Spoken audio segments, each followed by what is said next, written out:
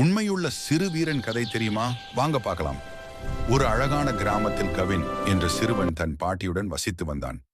ஒரு நாள் வீட்டில் விளையாடிக் கொண்டிருந்த போது தவறுதலாக பாட்டிக்கு மிகவும் பிடித்தமான ஒரு பழங்கால மண்ஜாடியை உடைத்து விட்டான். அவன் மனதில் ஒரு நிமிடம் பயம் வந்தது. ஒரு சிறிய கருப்பு உருவம் அவன் மனசாட்சியின் மறுபக்கம் அவனிடம், யாரும் பார்க்கவில்லை, பூனை தள்ளிவிட்டது என்று பொய் சொல்லிவிடு என்று ரகசியமாக கூறியது. ஆனால் கவினின் பாட்டி அவனுக்கு எப்போதும் கற்பித்தது ஒன்றே ஒன்றுதான்: நேர்மைதான் உண்மையான வீரத்தின் அடையாளம்.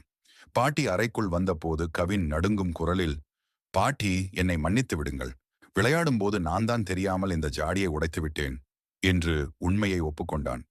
பாட்டி கோபப்படுவதற்கு பதிலாக கவினை அணைத்துக் கொண்டார். ஜாடியை விட உன்னுடைய நேர்மை எனக்கு மிக முக்கியமானது. உண்மையை சொல்ல தைரியம் வேண்டும் கவின். இன்று நீ ஒரு உண்மையான வீரனாக மாறிவிட்டாய் என்று பாராட்டினார். பொய் சொல்லி தப்பிப்பதை விட உண்மையை சொல்லும் தைரியமே ஒருவரை உயர்ந்த மனிதராக மாற்றும். நேர்மையே என்றும் வெல்லும்.